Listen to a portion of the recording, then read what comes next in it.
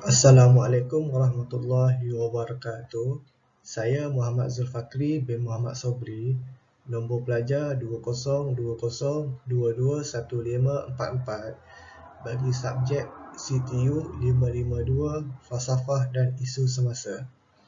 Sekarang ini saya akan menerangkan satu topik yang bertajuk Environmentalisme. Sebagai pengenalan, environmentalisme berasal dari perkataan Inggeris iaitu environment bermaksud persekitaran, keadaan di sekeliling, suasana. Lisma pula bermaksud fahaman.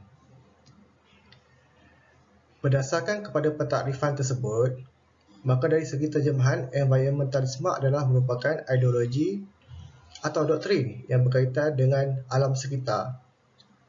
Merujuk The Dictionary of Geography, environmentalisme bermaksud sebagai doktrin falsafah yang memfokuskan tentang pengaruh alam sekitar terhadap corak ketamaddunan manusia.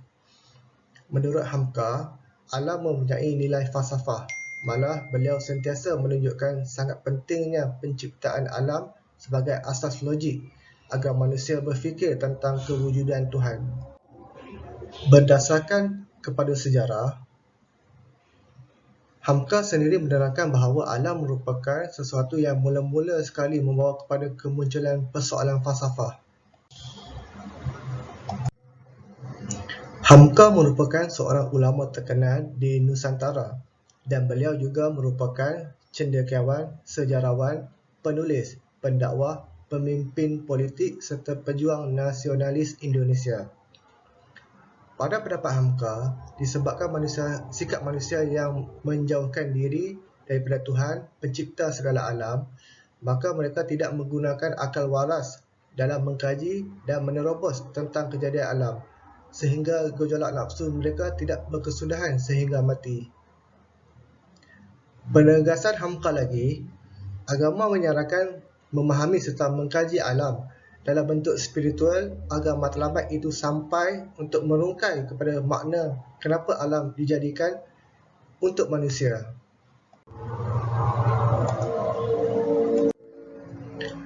Konsep environmentalisme terbahagi kepada tiga. Yang pertama, environmentalisme merupakan satu konsep yang berkaitan dengan falsafah alam sekitar. Falsafah alam sekitar yang dimaksudkan merupakan perbahasan tentang hakikat sebenar hubungan manusia dan alam sekitar yang dijadikan. Falsafah ini juga menerangkan bagaimana sebenarnya perilaku yang perlu terhadap alam sekitar dan bagaimana pula perilaku yang mengganggu keseimbangannya. Konsep ini merupakan satu perbincangan ilmiah yang menyatukan pengkajian dan perbahasan idea-idea falsafah. Yang kedua merupakan environmentalisme adalah satu konsep yang berkaitan dengan rintangan berpaksikan ideologi alam sekitar. Ideologi merujuk kepada satu doktrin yang meyakini oleh seseorang individu atau sesebuah kumpulan yang menjadi dasar kepada aktiviti-aktiviti yang dijalankan. Perjuangan berasaskan ideologi ini berusaha untuk menerapkan ideologi tersebut di dalam pemikiran masyarakat sejagat sebagai agenda bertindak di dalam semua lapangan kehidupan. Yang ketiga, environmentalisme adalah satu konsep yang berkaitan dengan perancangan dan pengurusan alam sekitar. Pengertian ini merujuk kepada polisi berasaskan idealisme alam sekitar untuk dilaksanakan di dalam semua peringkat pentadbiran. Konsep seperti ini memperlihatkan bagaimana idea-idea falsafah alam sekitar diaplikasikan di dalam bentuk polisi perancangan oleh semua peringkat organisasi, sama ada di syarikat persendirian, pihak berkuasa kerajaan ataupun pertubuhan antarabangsa. Pada Oktober 2002, Kerajaan Persekutuan Malaysia telah membuat Dasar Alam Sekitar Negara bertujuan untuk memakmurkan kemajuan ekonomi, sosial dan budaya serta peningkatan kualiti hidup rakyat Malaysia menerusi kesejahteraan alam sekitar dan pembangunan lestari. Justeru, dalam melaksanakan dasar ini, pelbagai Strategi telah digubal untuk memastikan usaha-usaha yang diambil oleh semua pihak yang terlibat dibuat secara bersepadu bagi mencapai matlamat pembangunan lestari dengan cara yang paling optimum dan berkesan.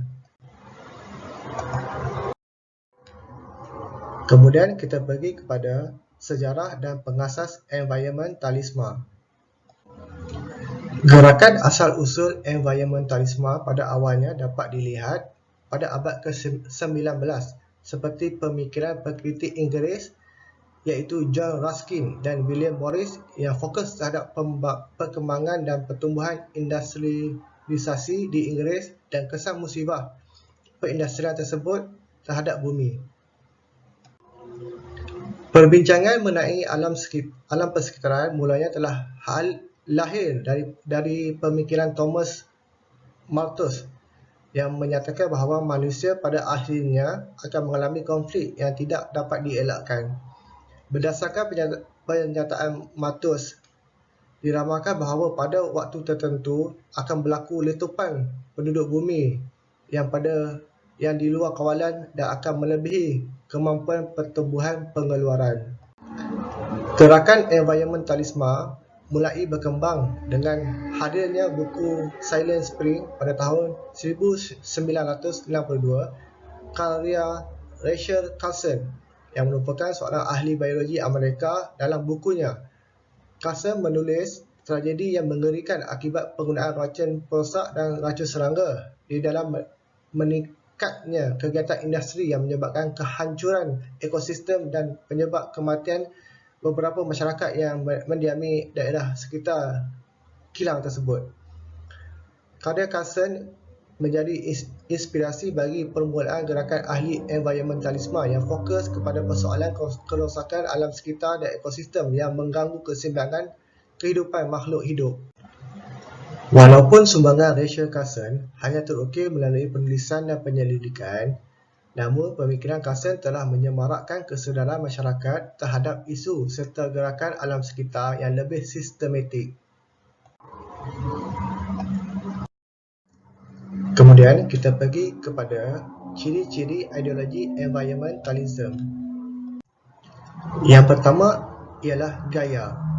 Aliran pemikiran ini meyakini bahawa bumi adalah satu organisasi besar yang terdiri daripada bahagian-bahagian yang saling berhubungan di antara satu sama lain. Menurut aliran pemikiran gaya, cara seperti inilah yang telah mengekalkan hayat bumi sehingga hari ini. Pengikut gaya telah memberikan perkhidmatan yang hebat dengan memperjuangkan keperluan untuk menganggap bumi sebagai sistem yang digabungkan. Yang kedua ialah romantisisme. Gerakan romantik ini adalah reaksi menentang perubahan masyarakat yang diresapi ketamakan terhadap kebendaan serta kerakusan terhadap alam sekitar akibat revolusi industri yang berlaku di Eropah pada abad ke-18. Perhatian utama romantik adalah mengenai alam. Mereka ingin melepaskan diri daripada ketamakan sistem sosial. Romantik berusaha keras untuk menghubungkan kembali hubungan manusia dengan alam semula jadi yang hilang. Yang ketiga, ekofeminisme. Aliran pemikiran ini menyatakan bahawa wujud perkaitan di antara alam sekitar dan kewanitaan, serta menegaskan bahawa tidak ada perbezaan taraf di antara lelaki, manusia dan alam sekitar, seperti mana juga tidak dapat perbezaan di antara lelaki dan wanita. Ekofeminisme boleh didefinisikan sebagai masyarakat wanita yang terlibat dalam kerja pemeliharaan dan pencegahan. Melalui sejarah, wanita telah terlibat dalam pergerakan persekitaran seluruh dunia. Yang keempat merupakan ekologi dalam. Perkara paling asas dikemukakan oleh aliran pemikiran ini ialah saling hubungan di antara seluruh komponen alam tabi'i. Nilai intrinsik alam tabi'i inilah yang selayaknya dijadikan asas kepada pembinaan environmentalisme. Dalam inti ekologi dalam adalah untuk terus mengajukan lebih banyak pertanyaan mengenai kehidupan manusia, masyarakat dan alam. Yang kelima merupakan ekososialisme. Hal ini menurut kepada krisis alam sekitar yang berlaku pada masa kini berpunca daripada ketidakseimbangan sosial. Ekososialisme didasarkan pada keyakinan bahawa hampir semua masalah ekologi masa kini berasal dari masalah sosial yang mendalam.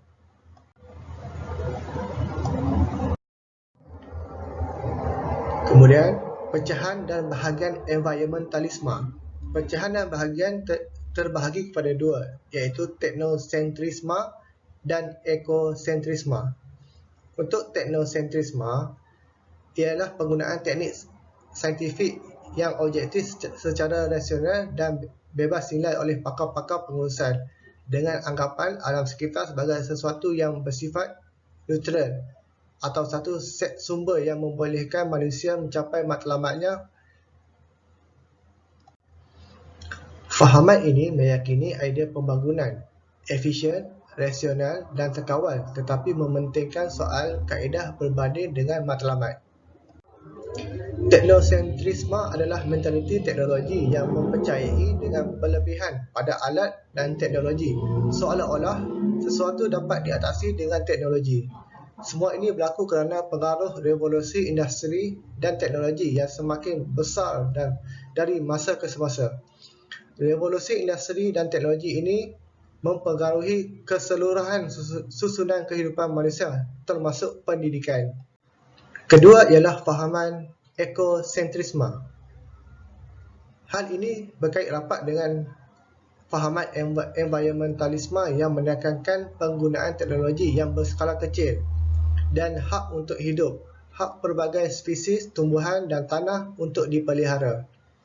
Walau bagaimanapun, pembahagian tersebut tidak membezakan kepelbagaian aliran environmentalisme yang semuanya dikategorikan dalam ekosentrisme, iaitu fahaman yang meletakkan alam sekitar sebagai sesuatu yang utama. Salah satu versi teori ekosentrisme ialah etika persekitaran yang kini dikenali sebagai deep ecology, yang merupakan sebuah aliran falsafah baru yang diasaskan oleh Ann Ness di awal tahun 70-an. Matlamat falsafah. Permasalahan kerosakan persekitaran dan ancaman yang membayangi kehidupan di muka bumi ini mewujudkan kepedulian dari individu atau kelompok yang berusaha untuk mencegah dan menjaga kelestarian persekitaran hidup dan keberlangsungan hidup manusia yang seimbang dengan alam sekitar. Oleh sebab itu, gerakan environmentalisme hadir sebagai jawapan yang menggerakkan keberlangsungan yang seimbang di antara alam dan makhluk hidup di dalamnya. Dalam politik, gerakan environmentalisme telah mempengaruhi lahirnya green politik. Politik hijau merupakan salah satu alternatif yang efektif untuk mengukuhkan gerakan environmentalisme melalui penggunaan kekuasaan yang dimiliki oleh pemimpin untuk merumuskan dan menerapkan segala kebijaksanaan yang lebih peduli terhadap kelestarian persekitaran dan manusia.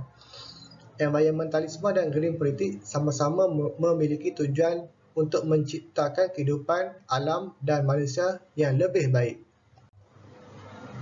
Pendidikan pemikiran environmentalisme adalah salah satu kaedah terbaik untuk membina pengetahuan dan kesedaran alam sekitar yang tinggi kepada generasi yang akan datang. Pendidikan alam sekitar adalah elemen penting dalam menyampaikan pengetahuan. Kritikan yang diterima. Gerakan environmentalisme ini mencuba untuk memperbaiki masalah alam sekitar dengan struktur yang sudah ada. Sementara itu, politik hijau beranggapan bahawa struktur-struktur yang sudah ada tersebut telah menjadi dasar utama terbitnya krisis alam sekitar.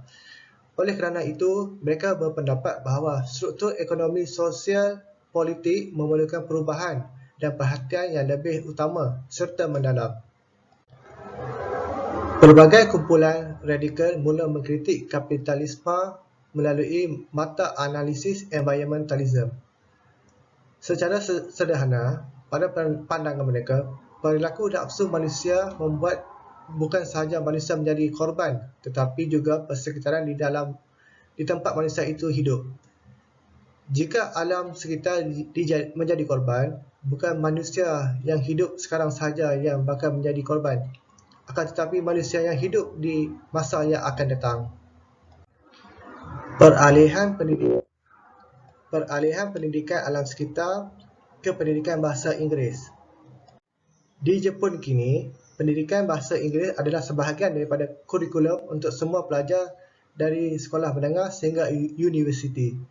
Di universiti, kebanyakan buku teks adalah ditulis oleh pengarang barat dan kebanyakan guru adalah tidak fasih berbahasa Inggeris. Menyediakan majoriti pelajar dengan pengalaman pertama mereka dalam komunikasi serta budaya, peralihan pendidikan alam sekitar ke pendidikan bahasa Inggeris, tetapi mengkritik bahan pengajaran kerana tidak memberangsangkan secara eksplisit penyertaan dalam perlindungan alam sekitar. Namun, ada tahap pendidikan ekologi di Jepun boleh dikritik kerana apa yang dipelajari oleh banyak pelajar kelas bahasa Inggeris bukanlah kepakaan ekologi sahaja, tetapi hanya shallow environmentalism. Munculnya kerosakan alam sekitar di pelbagai negara pada dasarnya disebabkan oleh pola pemikiran sebahagian masyarakat, terutamanya pemimpin negara yang memandang pentingnya kemajuan industri sebagai kayu ukur keberhasilan pembangunan sesebuah negara, yang mengabaikan kesannya terhadap alam sekitar. Seterusnya, tokoh Islam dan Barat yang terpengaruh. Untuk tokoh Islam, saya memilih Syed Hussein Nash sebagai tokoh Islam yang terpengaruh. Bagi Syed Hussein, pencemaran alam sekitar disebabkan oleh krisis spiritual manusia. Krisis alam sekitar tidak dapat diselesaikan tanpa memperbetulkan krisis manusia. Beliau juga berpendapat bahawa rasa harmoni antara manusia dan alam merosot di Barat di bawah pengaruh falsafah Aristotelian dan kebangkitan sains moden. Terlalu banyak kenyataan ataupun penulisan Syed Hussein Nash yang dikaitkan dengan isu-isu alam sekitar sama ada secara langsung maupun tidak langsung, sehingga melayakkan beliau dianggap sebagai pemikir maupun ahli falsafah alam sekitar. Bagi tokoh barat pula, saya memilih Rachel Carson. Gerakan environmentalisme di barat mula berkembang dengan hadirnya buku Silent Spring karya Rachel Carson pada tahun 1962. Beliau merupakan seorang ahli biologi lautan Amerika yang terkenal. Karya Carson ini menjadi inspirasi bagi kelahiran gerakan kaum environmentalisme yang fokus kepada persoalan kerosakan alam sekitar dan ekosistem yang mengganggu keseimbangan kehidupan makhluk hidup. Silent Spring karya Rachel Carson tersebut kemudian mampu meningkatkan kesedaran masyarakat umum dan pembuat teknologi untuk berhati-hati menggunakan teknologi.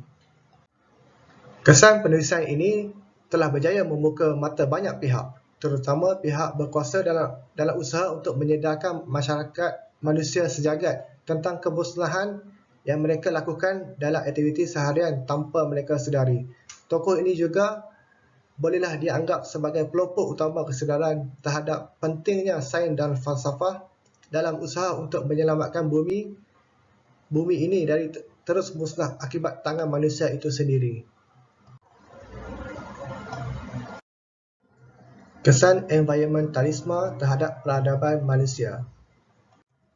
Kesan yang pertama ialah meningkatkan pembentukan nilai tentang tindakan manusia ke atas alam sekitar. Yang kedua, meningkatnya jumlah bencana ekologi di pelbagai pulau yang melahirkan krisis yang berpanjangan. Sarjana alam sekitar bersependapat bahawa krisis alam sekitar tidak ada kesudahannya. Menjelang dekad 1960-an, timbul kesedaran di kalangan ahli-ahli akademik untuk menilai serta lebih terlibat secara serius kesan pembangunan dan industrialisasi terhadap alam sekitar semula jadi. Kajian-kajian yang dilakukan telah menghasilkan penilaian dan laporan yang mencetuskan kebimbangan yang mendalam terhadap kemerosotan alam sekitar hasil daripada aktiviti manusia di dalam satu tempoh yang sangat singkat.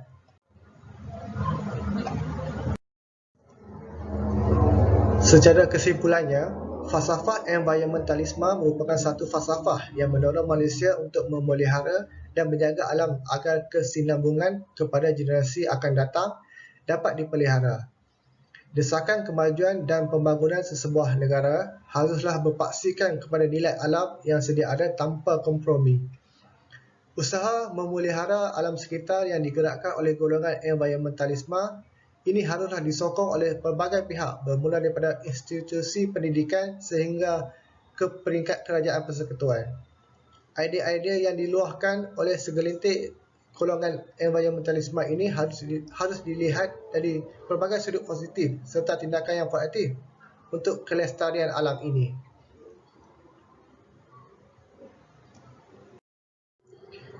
Sekian saja pembentangan saya pada kali ini. Terima kasih.